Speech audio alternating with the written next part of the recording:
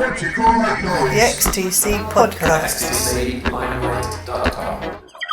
What do you call that noise? What do you call that noise? 45 years ago, on the 20th of January 1978, XTC released White Music, their debut album.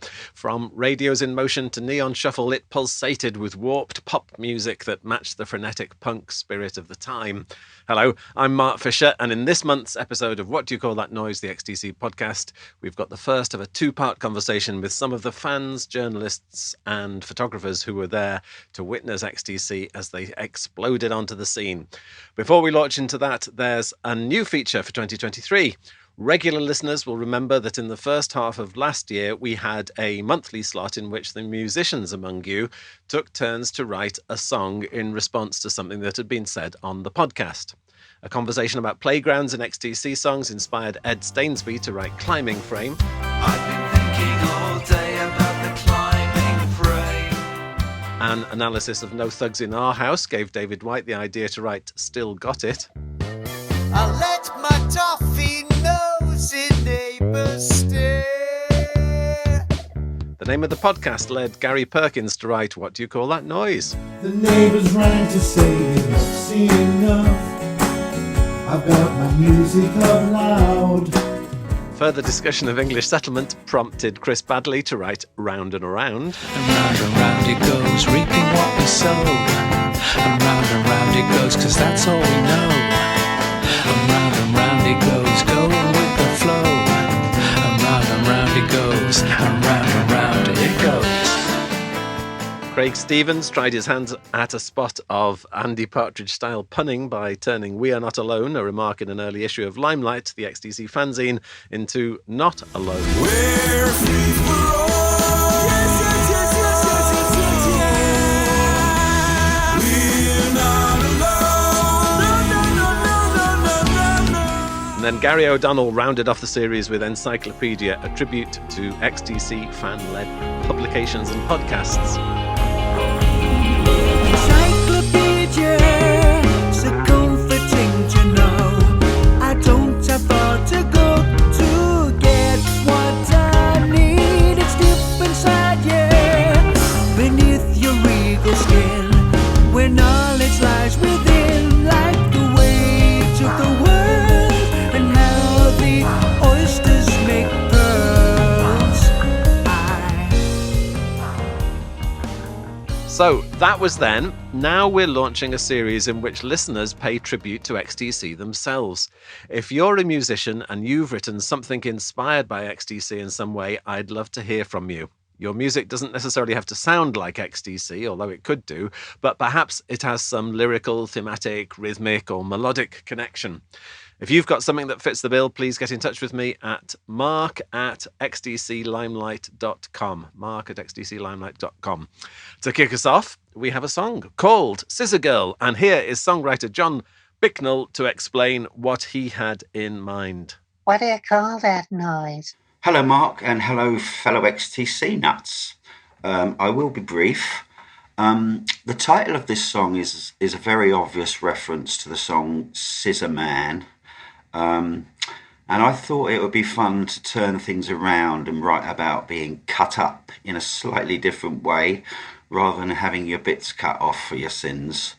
My band Drums and Wires UK, obvious XTC reference there, recorded a full-length album in 2021 called Ups, Downs and Merry-Go-Rounds, which is chock full of XTC-inspired compositions. Scissor Girl didn't make the album due to time restraints, but it is my intention to record it properly for a follow-up album by my other band, that's Tomato Effect, later this year. We've just released our debut album called Where Are the Angels? The drum pattern, talking of the influence in this song, the drum pattern was inspired by the XTC song My Bird Performs from Nonsuch. The bass line is kind of a nod to Colin's superb fiddly work on the Mama album, more of the acoustic album. The acoustic guitars also took inspiration from songs such as Love on a Farm Boy's Wages from the same album. So here it is in demo form. I hope people will enjoy the mashup from several different XTC albums. I'll keep an eye on the comments. Thanks for listening.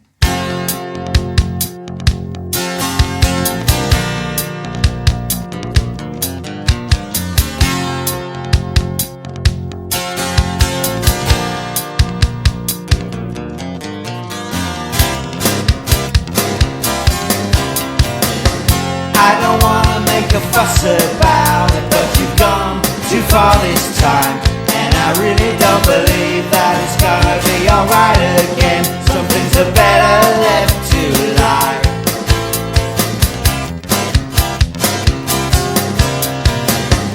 I don't wanna make a fuss about it, but I think it's such a crime. But I really can't complain, no one ever made me feel this way. I'd like to take us back in time. I can't believe that's all you got to say. It's always been the same. Every time the wounds are healing, you come walking back and cut me up again. Watch out, here she comes, yeah, it's a scissor girl. Watch out, she'll cut you up, yeah, she's a scissor girl. She's gonna cut you up.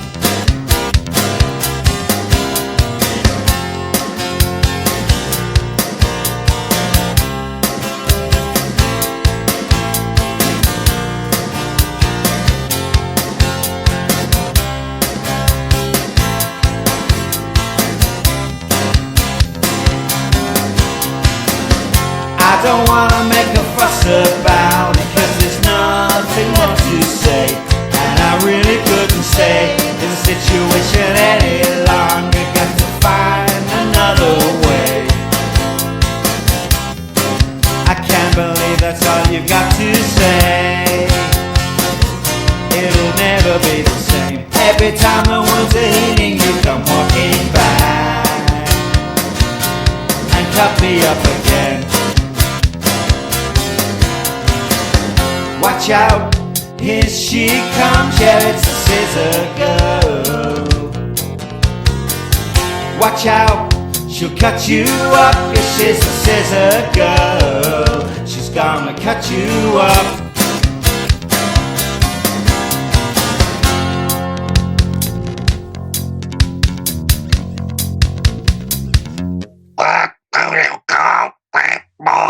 That was Scissor Girl by Jon Bicknell. Thanks very much for that, John.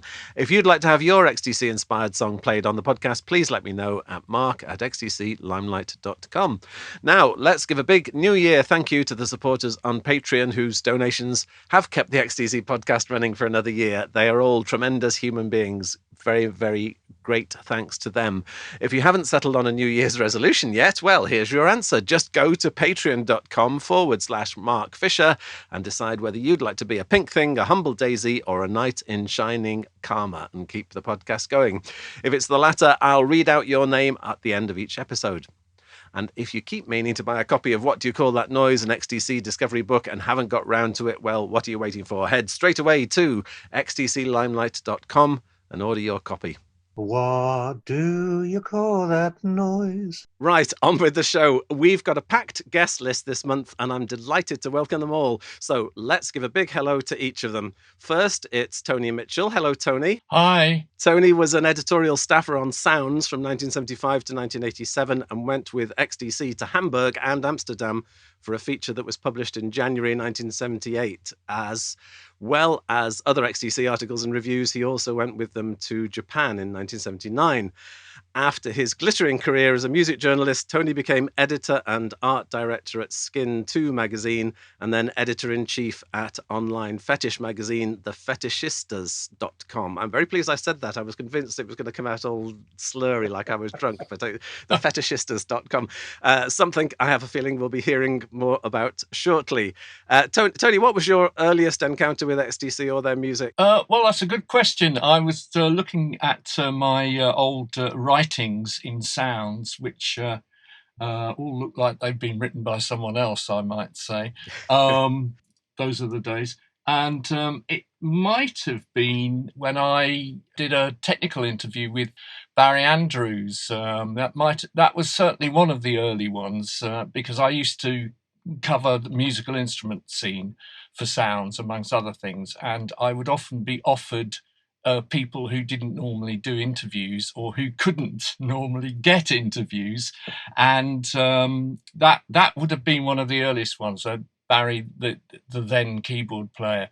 But I think I might well have reviewed one of their singles when I did a singles review session, and I might have discovered them that way. And I'm afraid my memory is not really clear on my very first experience. But those were the early ones. Yeah. And that gives us a good sense of how early you were talking about, because that's pretty much as they were even, just being signed, I suppose. Yes. Thank you for that, Tony. Yeah, then we have Jill Furmanovsky. Hello, Jill. Hello. Hello, great to have you. Jill is the photographer who travelled to Hamburg with Tony in 1978, and she also did a publicity session with XTC later that year. And you can see the photographs that she took, and very good they are too, in Swindon Works XTC 1978, which was published by Hanging Around Books, and you can find that at hangingaroundbooks.com. Starting as the official photographer at the London rock venue, the Rainbow Theatre in 1972, Jill has gone on to photograph Led Zeppelin, the Rolling Stones, Madness, Debbie Harry, Pink Floyd, Oasis, Bob Dylan, Joy Division, Queen, Tom Waits, Chrissie Hynde, The Clash, Bjork and Amy Winehouse. Basically, if they exist, you've taken them. It's an amazing list of people there. Jill, did you even know of XTC before you went to Hamburg to photograph them? I'm not sure I did, actually. I relied on Tony Mitchell, who knew an awful lot about everything, really. I just want to big up here that I was one of the technical photographers for his technical page on Sounds, and I think that's where I got my break from. So Tony, I wish to say online now, thank you very much for letting me photograph those amps and guitars and percussion instruments attached to various road crew, which is how I get into all my gigs. And XTC followed from that. And I'm not sure. The only thing I'm thinking of is that album sleeve that Storm Thorgerson did, which was covered in writing. Did that predate that, or was that later? I'm not sure. Yeah, that's the second album, isn't it? Go To. That's the second one. Yeah. But certainly I went to Hamburg with them. Thank you for that, Jill. Now we come to Beverley Glick. Hello, Beverley. Hello. And older listeners will remember Beverley under her pseudonym of Betty Page, a name suggested to her, I believe, by Tony. Correct. It's a big love in this whole session, isn't it? It's a mutual appreciation society. All for Tony. Bev is another big name in music journalism, and she joined Sounds in the late 1970s, initially as a secretary and then subtly and secretly as a staff writer, and wrote about XTC in New York in 1980. She was the first journalist to interview Spandau Ballet and the first to use the phrase new romantic in print. She went on to edit Record Mirror and work as an editor and writer on several national newspapers. And these days she works as a leadership communications coach and trainer. So same question to you, Bev. When did you first come across XTC? I think it's almost certainly when I went to see them play with Tony. Could you rephrase that? You see, it all goes back to Tony. I became the secretary to the editor of Sounds in 1977, the illustrious late Alan Lewis. And as a result of that, I met Tony, and then we started going out with each other. So we just went to every gig together. So I'm pretty much certain that would have been my first encounter with XTC. And I remember, yes, he went off to Hamburg, and then I was so jealous that he was going to Japan with them the year after. But then, of course, I got my own back when I went to New York with him in 1980. So you've made amends. That's fab. I did. There's loads to talk about just in what you said then, so I hope to come back to that again. But it doesn't stop there. Next, we have Paul Burgess. Hello, Paul. Hello. Paul grew up in Swindon and saw XTC many times at the Affair Club and elsewhere, and he was in a band called the Jelly Tots, who played at the Affair in 1978 and 1979. And fans might care to know that the singer was Johnny Stevens, who went on to form Meat Beat Manifesto and Perennial Divide with Jack Dangers, and then a band called the Early Bathers. And the Jelly Tots used XTC's recording space in Swindon Town Hall. These days, Paul is a freelance designer, photographer, and author, and is soon to publish, I believe, Hardcore, which is a visual celebration of Pulp's 6th album. This is Hardcore, co-designed with Louise Colborne. It features unseen photography, behind-the-scenes interviews, and revealing visuals. It sounds, Paul, that you were aware of XTC from very, very early on then, is that right? Yeah, really early on. I went to school, Andy and I have discovered we went to the same school at the same time. So I went to Penhill School and Headlands School in Swindon. And if you look at the map on Go2 that comes with it, you'll see there's a map of Swindon which features the school on there. That's important because Colin Moulding's dad was the caretaker at Headlands School. And the first time I ever heard XTC on record was on this. That's the 3D EP that's being waved around there very proudly. Which Colin's dad gave me at school. He was very proud. He had advanced copies of this and used to give them out to people. And as you say, I saw them. I mean, it was just kind of run of the mill. You just went to see your local band at that time. And our local band, for me and Andy, was XTC. And they played pretty much every other week in this really small club called the Affair Club, which was run by Ian Reid, XTC's manager. And in return for XTC playing in London on the kind of punk scene, we would get pretty much every London punk band would, I think it was Tuesday nights, Andy, something like that, Tuesday nights and Friday nights. It's a long time ago. Yeah, we'd get, the Clash, the Stranglers, the Buzzcocks, Adverts. So we were really lucky in return for them playing. So, I saw them lots of times and they were really exciting. Yeah. And again, I'll come back to that. We'll go on to Andy Poulton now. Hello, Andy. Hi, Mark. As Paul has just said, you were at Penhill and Headlands School, and you were running the disco, I think, in Headlands School, where you first came across 3D EP, much to the pleasure of the school caretaker, which is Colin Moulding's dad. And today, Andy specialises in search engine optimization and online marketing. So I trust he'll direct lots of traffic to this podcast. So 3D EP was your starting point then, Andy, yeah? It was, but it wasn't directly through the school club, which was called the Headlands Association. Like Paul, I went to Penhill first, then on to Headlands. And there was this Friday evening club called Headlands Association. And somehow I became the DJ, probably because I knew how a record player worked. And so I'd have to go into town, into Swindon. And I'm a Swindon lad, born and bred. Had to go into town to buy the latest disco records, which was as boring as heck, but there we go. And there was a record store in town called Flashback, run by a guy called Alan Williams. And I'd built up a good relationship with Alan because he would stock the sort of music I liked, which was indie punk and stuff like that. And whenever I'd go in, he'd always have kept something back to introduce to me. And I walked in and I remember his absolute enthusiasm when he said, "Andy, you're really going to love this." And he played 3D EP and he was right. I did, and bought it. And he then said, and you may not know this, but they're a Swindon band. And so I was a bit more hyped. And Kevin Wilkinson and I, who was my co-DJ, we'd always turn up at HA at least an hour before it was due to start for two reasons. One, I was just deadly worried that one day the equipment wouldn't work and we'd needed time to get it to work. So I wanted to make sure everything was working. But then it was an opportunity just for us to play our music as loud as we wanted to. Through, a 100-watt disco amp rather than a, I don't know, half a watt wind-up gramophone probably. And so I put 3D EP on and I looked up and the school caretaker was standing at the door just looking us up and down. And I thought, that's just a bit weird because he'd never normally come and pay any attention to what we were doing.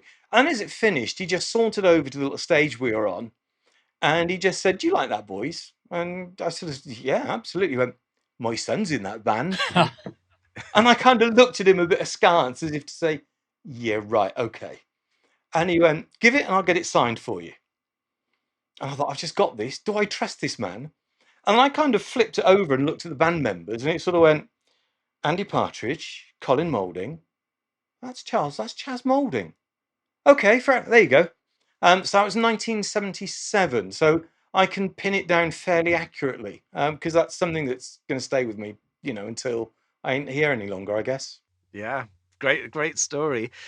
Bev, I'm just thinking that for people who are not as long as in the tooth as some of us, and maybe don't live and don't come from the UK, they might not know about the music paper scene in the UK. Could you give a quick summary of where Sounds stood on the landscape of pop music magazines? Well, it didn't really consider itself a pop music magazine, I don't think, really. It was a rock music paper, certainly in the late 70s. I later went on to work for Record Mirror, which was definitely a pop music paper. So the thing about Sounds in the late 70s is that it was the first with punk rock, like way before the NME covered it. But prior to that, had been known probably more for generic rock. But it was Alan Lewis that really made the choice to cover punk, as it happened in '76. And he was just always on the case with anything new that was coming up. And so obviously there was a huge explosion of music that came out post-punk, which is when XTC came through. But Sounds at that point in the triumvirate of music papers, so you had Sounds, Melody Maker, and NME. NME was generally always the best-selling one, but Sounds actually got very close to the sales of NME at one point, and Melody Maker was kind of bringing up the rear. So that's where it sat at that time. Mm-hmm, mm-hmm. Jill, you'd been photographing rock bands since at least 1972. Was there a sense that you got of the kind of bands that were coming up by the time that we're talking about 1977, 1978, that there was something in the air that these days we mythologize? Did it seem particularly exciting at that time for you as a photographer? It did, actually. Yes, it did. I mean, it only lasted really 18 months, punk. Not for Americans, they still say punk is going on now, but in a way it was sort of 1976, as Bev described, which Sounds covered, and I was in the thick of it because I was working with a load of prog bands managed by Miles Copeland, who was my boyfriend at the time, and Malcolm McLaren moved into the office above him, and where he was trying to get press for all his Caravan, Camel, Climax Blues Band, Renaissance, these kind of prog bands and things that Tony and I were working on doing equipment things. There was a film crew every day outside waiting for the Sex Pistols and Malcolm McLaren to do something. So Miles Copeland, who was very innovative as well as a manager and as a promoter, he got a handle on that stuff and started initially getting the Sex Pistols some gigs out of the UK because they couldn't get any in the UK. And then he started his own record label and managed various artists, including his brother, Stuart Copeland, which became the Police and so on. And that was a very can-do period, really, 1977, 78, up to 79, because you had a lot of independent labels, and bands like XTC and a whole bunch of others really all came up under, through the punk chasm that had opened up, and the prog bands dropped into the chasm. They ceased to have the importance. They were doing 24-track studios and keyboards and Moogs and all that, and the punks were 3 chords and make a single and off you go. And Tony, it's the same question to you. You've been there, it sounds, since 75. Did you have to have did you force yourself to have an about turn to accept this these horrible young spotty kids, or did you naturally gravitate towards it?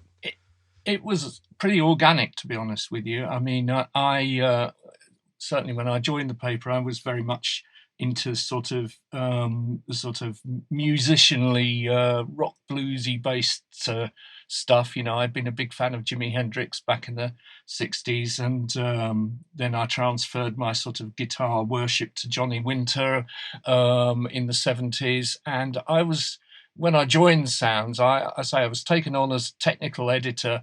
Well, actually, the first title I had was supplements editor, but I didn't like that because it sounded too much like advertising.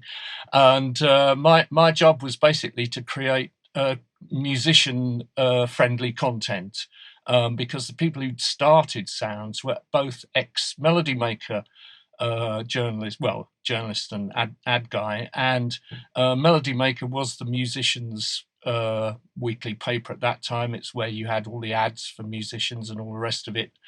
And my job was to make Sounds a viable, feasible competitor for Melody Maker's coverage in that area. So I was very much initially involved with interviewing musicians. I wasn't allowed near any of the sort of big names to begin with because I was new and they weren't sure about me. But I was doing that sort of, as Jill said, there were sort of various prog rock people, and I could talk to people as a musician because I had a musician background myself, and that gave me a bit of an advantage because as soon as I was perceived to be speaking roughly the same language as them, it made it easier to get people to open up. And I think, really, I think it was the Sex Pistols that sort of changed it all for me. I sort of I thought this is new and exciting. And not that long after that, with the first trip to Japan with XTC, discovering Yellow Magic Orchestra, who were a massive influence on the electronic scene that's often, not remembered today. That was another change, but I was definitely up for the sort of the next thing after the very sort of basic punk stuff, which was new wave. And I mean, Stuart Copeland reviewed drums for me. I could get musicians who were articulate to review instruments, or they got paid for it, and so he and I became quite pally. And I knew Miles quite well through Jill and through Stuart. And I hope Jill won't mind me saying this, but Miles wasn't terribly popular with certain sectors of the weekly music press because of his family connections to the CIA. So if you could look past that, which I could, even though I'm a bit of a lefty, if you could look past that, then you had you could have access to some very interesting people, and that's how things developed for me. So yeah, it was organic. It was organic, and it was XTC were definitely a very important factor in my sort of conversion to new music, for want of a better word, along with Talking Heads, who toured with them. Or with whom XTC toured on the tour that we're talking about. Yeah, well, should we talk more about that tour? At that point, so we're talking it was certainly released. It was published in 1978, just as White Music was being released. So I presume you were in Hamburg and Amsterdam with them. Either was it the end of 77 or was it the start of 78 that you were doing that? I think it was. I might have the date. I mean, I'm looking at the article now. Here, I've got a printout of it, and it reads like it was published very shortly after I went there. So I think it might have. I don't know if Jill remembers it more precisely. I probably do have it somewhere, but at the moment it's just captioned as 1978, and it was winter. It was cold. Yes, January 78. Is when the article was produced. I think the trip was in earlier January 78, not the ideal time to be going on the road, I suppose, really. But everybody looks a bit frozen in the pictures. Yes. Well, I know when Alan Jones was talking about on the podcast and at the recent XTC convention, he was talking about his trips with XTC or various bands. At which point he would do the trip, and it pretty much on the plane on the way back he'd be writing the articles up. It was very, very fast in those days, wasn't it? Yeah. Yes, it was. Yes, it was. You're not going to deny that. and for so that point in your career, was that unusual for you to be going abroad? Because when you read back those articles, both that one and the one that you did to Japan in 1979, it's almost like a travelogue. You can tell that you're excited about being in these mysterious places that you hadn't been to before. Oh, absolutely. I mean, I think I might have been to. I certainly hadn't been to Japan before, but I certainly travelled to Europe, but not as a journalist. Well, not as a music journalist. And I think the XTC. That European tour, that might have been my first sort of major on the road piece for Sounds, because as I say, it wasn't at that time, it wasn't my primary job to write features. I got a share, but that was possibly my breakthrough feature. Feels like that when I read it anyway. Yeah, there's a real energy there that comes across there. Paul, I don't know whether you want to ask questions of Jill from your own background in design and photography, but I'm just thinking, Jill, that one of the challenges of taking pictures of bands is they tend to be, four blokes looking quite similar to any other four blokes, and to make them distinctive and to make. I used to work for a magazine where we would, it was an arts magazine, and we would put bands on the cover, every so often, and it was very difficult to get a picture that wasn't looking like all the other pictures of four bands. Did you have a way of breaking through that challenge? It's never bothered me particularly where the pictures are going. I mean, I'm not.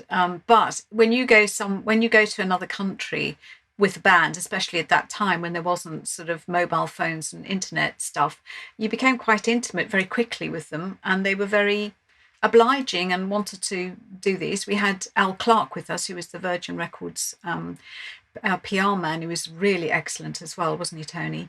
Oh, absolutely. And yeah, and also, then you find locations because you've got a very good eye for. I mean, the cover of Sounds, which I've got here, was it looks like they're standing next to a giant pendulum. I don't know where we found that, but we did, and they got on the cover probably, because there was a kind of cool picture. It looks like some sort of, I don't know if you can put that on your website when you do your podcast, but the cover of Sounds for that issue is really, really amazing, actually. It looks like a metronome, a metronome. That's right, yeah. Mm-hmm. With an eye on it. And then there were other pictures with sort of a large chain and, and then the streets were all cobbled with tram lines in them. I mean, all of these details, plus the kind of intimacy that you've now got with the band, played a part. And then in the club itself, punk was starting, it was a bit late, but it was happening in Munich then. So you had punks with sort of homemade safety pinned items that they'd made. And then the Talking Heads, who you see a great deal in the pictures in the book. You've got David Byrne laughing and Tina. I think Andy Partridge has got Tina's foot in his mouth. I mean, it looks like a proper rock and roll knees up, and you wouldn't associate that with the Talking Heads, who were quite serious, So that's the sort of thing that happened when you went to a foreign country, especially if they didn't speak English, with English-speaking bands, and you bring your Marmite with you and a copy of the music press or something, and you were best friends within a couple of hours, and it didn't really matter where you were. You'd get the pictures one way or the other. Yeah. Paul, chip in there, because does that correlate with your experience photographing pulp as an example?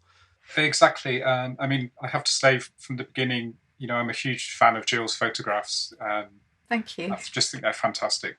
And growing up reading Sounds Enemy, particularly, I was never a big fan of Melody Maker. That was all the kind of slightly boring, old-fashioned magazine, newspaper.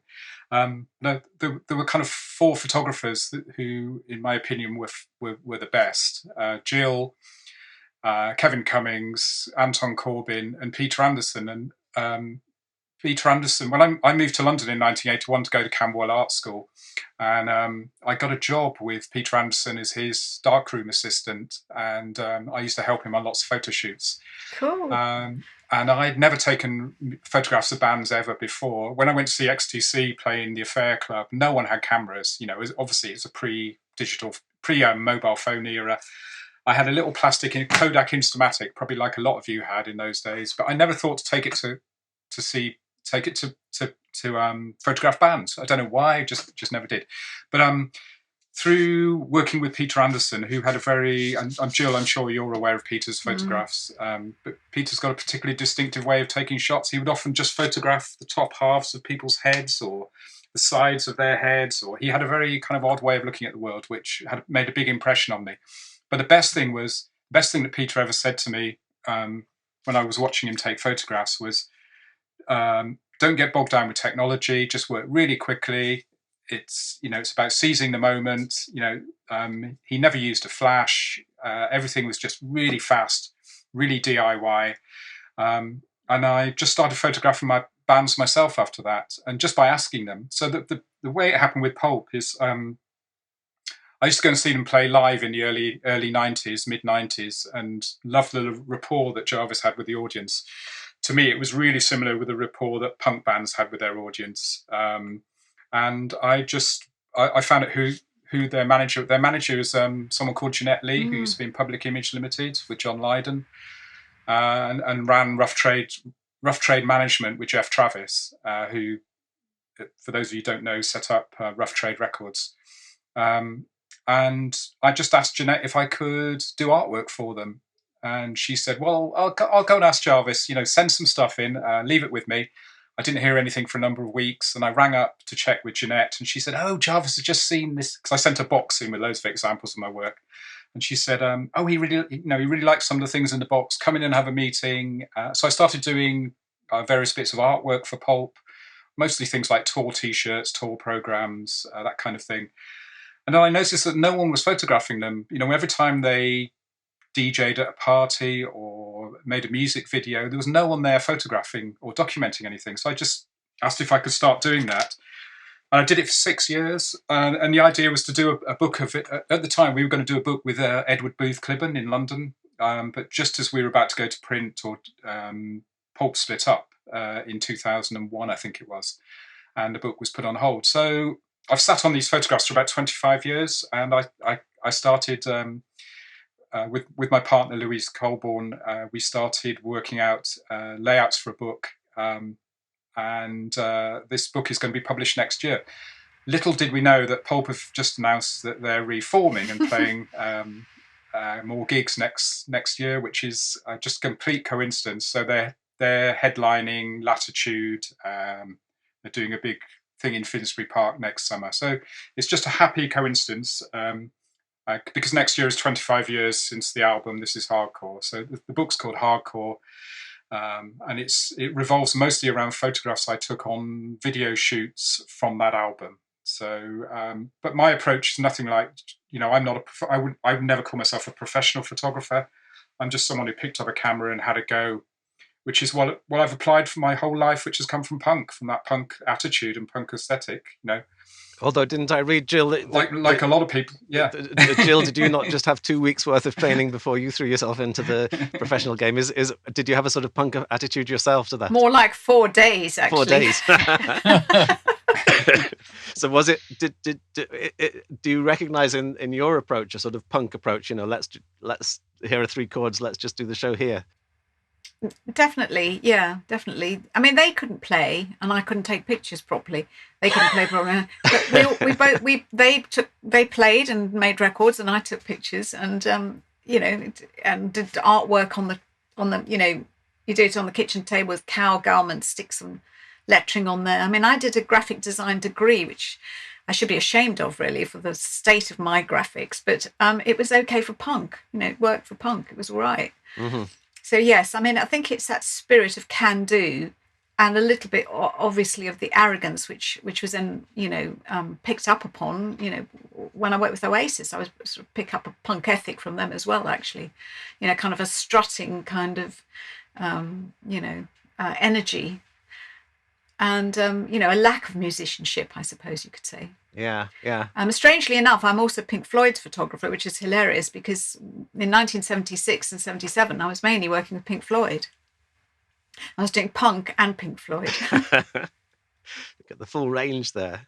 And Tony, from your point of view, that the sort of energy that the music around at the time is reflected in not just your writing, but and Bev's writing as well. The energy of the music at the time is reflected in the writing, isn't it?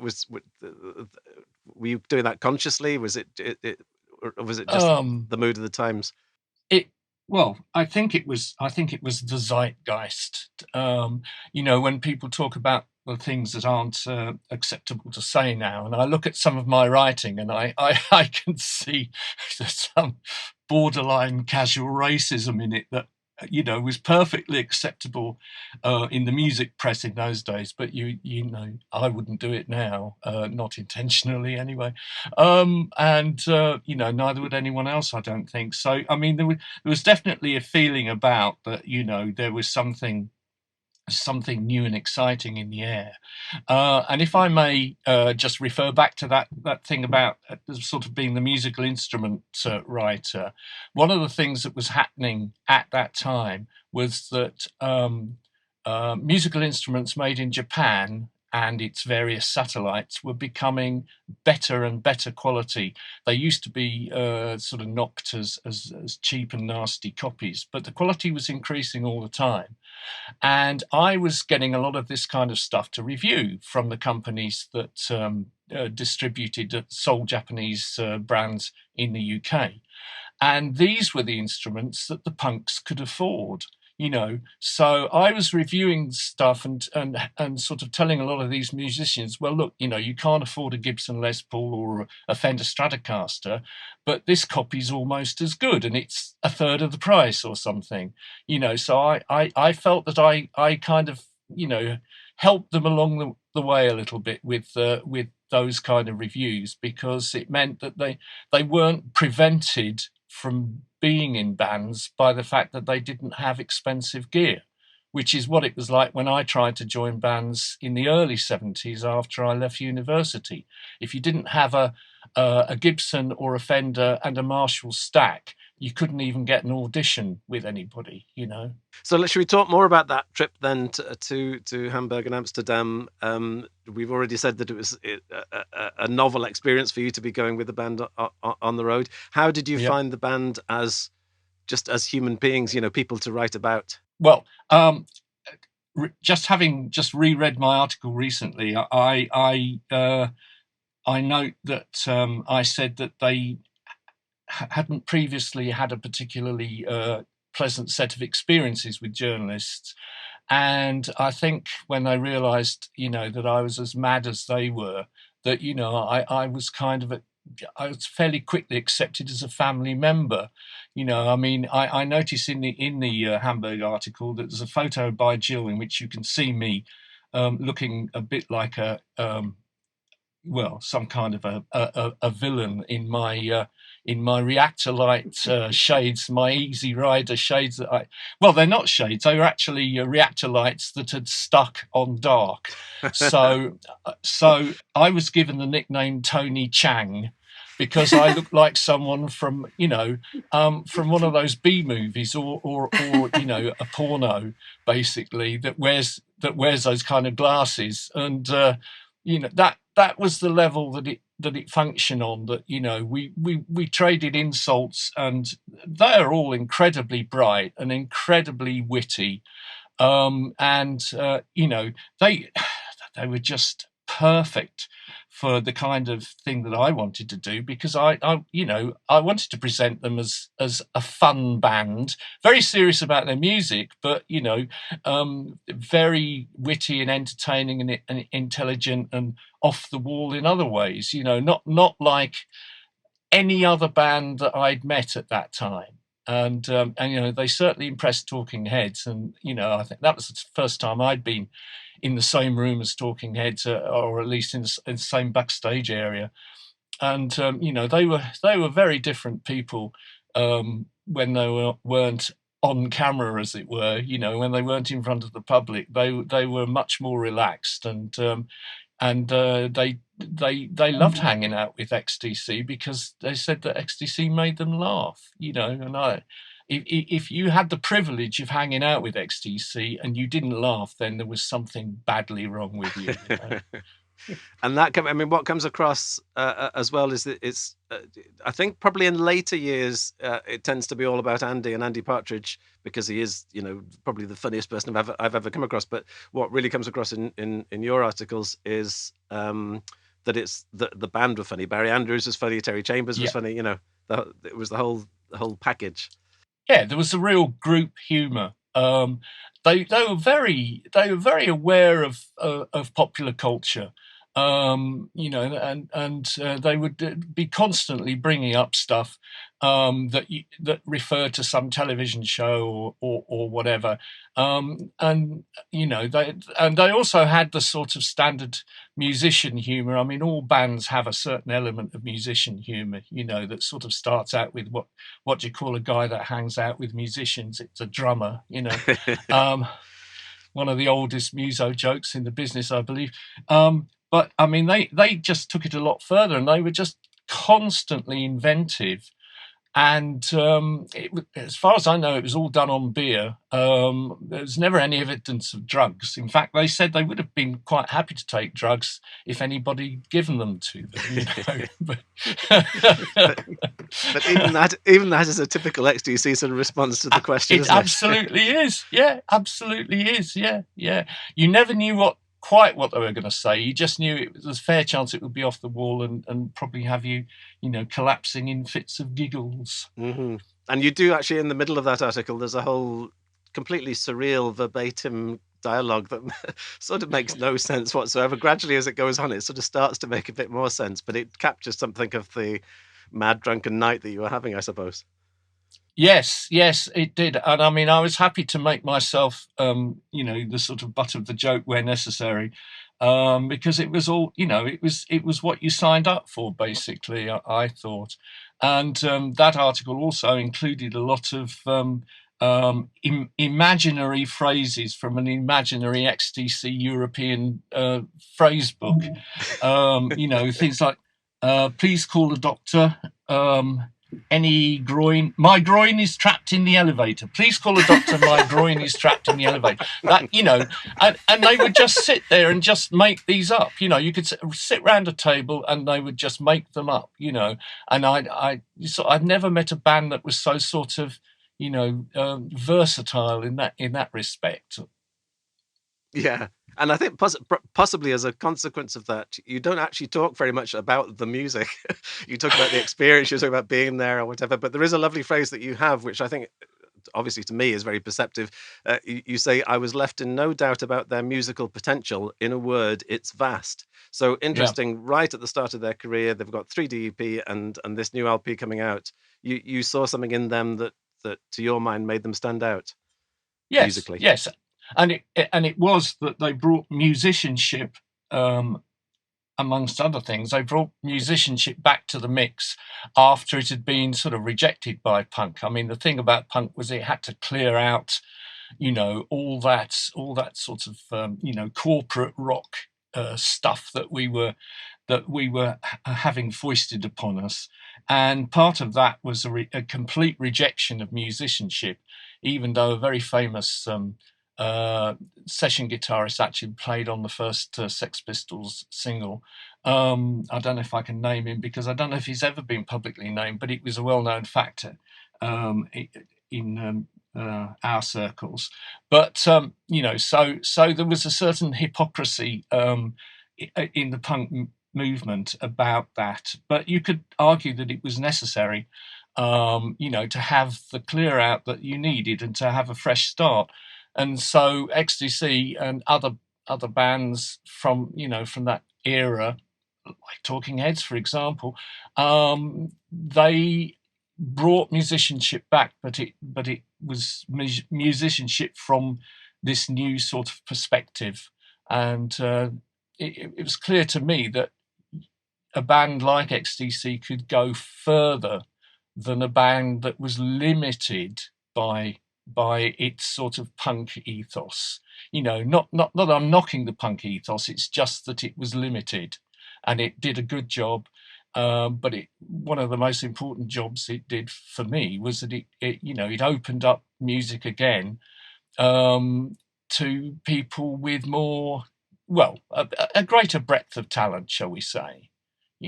Not just a sort of nihilism or whatever you want to call it that's behind punk. My view of the punk ethos is simply that it's a can-do attitude. And I think punk is very much an attitude. It's not a genre at all. It's just wanting to jump in. I mean, I ended up in bands, and I had no musical ability at all to start off with, but it was just the fact that I wanted to give it a go. From the earliest days, I can remember taking stuff apart because I wanted to find out how things work. My dad, unfortunately, bore the brunt of this, because I'd typically walk up to him with a handful of components and go, "Dad, it came apart in my hands." And he went, "No, it came apart with a screwdriver." But I think that is that thing about a can-do attitude. And bands that call themselves punk these days tend to, and maybe this is just an old man talking, tend to think of it as a genre. And my view is it's never been a genre. It's always been from inside your head. It's always been an attitude, a let's get there and make some music thing. Does that chime with you, Bev? Because I'm thinking the point at which you were writing, I mean, you can just sort of list the names of the bands who are very, very musically accomplished. Ian Dury and the Blockheads, tremendous musicians. I don't know, The Beat, probably The Clash. All of these bands that when you actually look at them, they knew what they were doing. And I sort of grew up with that belief that all punk music was played, or all music of that era was played with 3 chords, but it isn't actually true, is it? No, it's probably not quite as simple as that, is it? But I hear what you're saying about that, Andy. I do think it is an attitude, and even though I wasn't a punk at the time, in the mid to late 70s, I really loved the Sex Pistols, and I think what I benefited from personally was the attitude, and the attitude that permeated the music press at that time, which is very much that anyone can get up and give it a go if you've got the passion, if you've got the enthusiasm for the music. And I'd never done any journalistic training. As you know, I was a secretary. And it was only when I started going out to see bands with Tony that I started to realise that I had a voice. And I mean, not only did Tony encourage that in me, but also I think that just the punk ethos that so permeated certainly sounds at that time opened that door for me to make that leap from secretary to writer. So, and I still feel I carry that with me, because all through my career, I've never really been qualified to do anything that I've been actually ended up doing. So I feel I still carry that energy with me. It's making me realize as well, because I set up the XTC fanzine in 1982, so a few years after that we're talking about, but it was very much the fanzine spirit was very much inheriting that same spirit that you're talking about. It was either you joined a band or you set up a fanzine, but now I'm thinking about it, it was people like you, Tony, and you, Bev, who I was technically rebelling against, because this was the voice of the kids. But it's funny to hear that you yourself were going through the same journey, because sound was also the establishment, wasn't it? Absolutely. I mean, I was in a band as well at that time, and just as Tony started getting into XTC, I was still singing with a band. And I'm pretty sure Tony can probably correct me on this, that at one point I played a set with my band at a pub in North London, and then we went to see the end of XTC's set. And didn't I at some point get up on stage and sing backing vocals with them? I think you might have done, yes. I also played with them once. Played guitar with them in, I think it was Southampton, which was fun. I can't remember what song it was, but I had a good time. Although I disgraced myself by not realising that I should put my guitar on the guitar stand that had been provided for me. You know, being essentially a sort of at best a semi-pro musician. We didn't, in the bands I played in, we just leaned our guitars against the amps. We didn't have the luxury of these professional stands, so I was of course mocked for that, but otherwise I think I was reasonably accepted. I will say they were much kinder to me than they were to Tony. Oh yeah, but I mean, once you learnt the humour, once you realised that, you know, it was give and take, you could have a lot of fun with them. They probably were kinder to you. I mean, it's your observation there is reminding me of that beautiful remark in your Japan piece, Tony, where you say that Dave Gregory insisted on tuning his guitar for the photo shoot. It was. Yeah. It's a very Dave Gregory sort of thing to do. I want to know more about that Southampton gig. How did you end up on stage with them? Oh, I think they invited me. I think it was sort of planned in advance because I had my own guitar with me. So it must have been something that we decided between us should be done. I sat in on a local radio interview with them as well, which was quite funny. I mean, I don't think I got to say anything very much, not with them in the studio. In fine form as they were, but Southampton was also where I went to university, so it wasn't. I don't think the gig was at the university. I kind of have a memory of the stage, but not the building that it was in. Funnily enough, but so it was like a sort of a weird homecoming for me as well, because I played in bands a while at university, and when I left with my engineering degree and to come up to London, I just wanted to carry on playing in bands, but as I say, I didn't have the right equipment, so I had to get a proper job instead for a while anyway. Sorry, what was the question? I forgot what the question was. Well, just like you're there as a journalist and the next minute you're in the band, it seems a bit... Oh, yeah. Well, yes, but you see, I mean, I think this was after the Japanese trip, and by then, I mean, as I say, part of the reason that I was accepted by them was that I was a player. There was no doubt about that. And that was not, that was not a technique that I applied to get interviews. It was just part of my makeup. So, I could ask questions.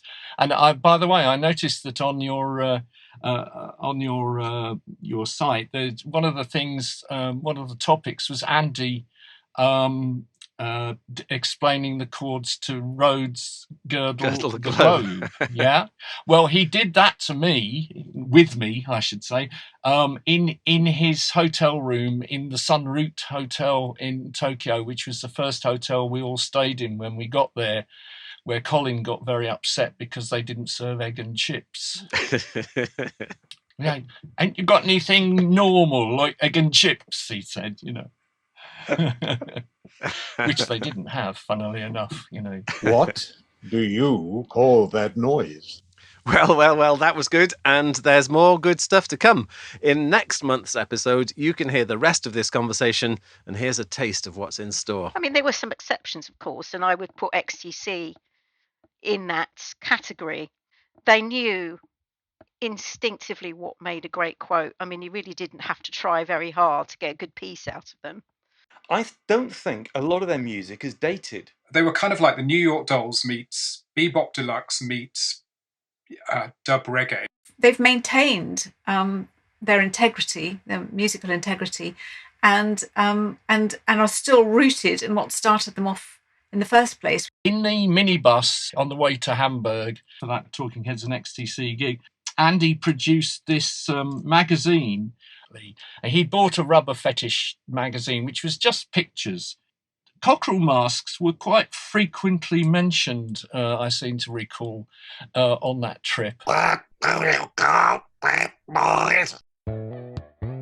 Thanks very much to Tony Mitchell, Jill Furmanovsky, Beverley Glick, Paul Burgess and Andy Poulton for such a fascinating chat. And as I say, more of that to come. And thank you once again to everyone who has supported the podcast on Patreon, who you can join at patreon.com/Mark Fisher.